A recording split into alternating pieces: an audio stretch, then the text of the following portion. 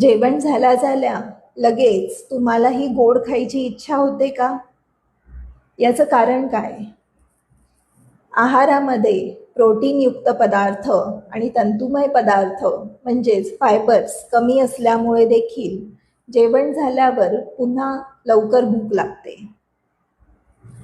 वाढता ताणतणाव, स्ट्रेस आणि हार्मोनल इम्बॅलन्समुळे देखील वारंवार गोड खाण्याची इच्छा होते.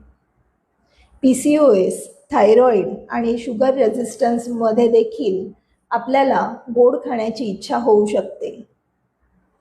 याच्यावरती उपाय काय?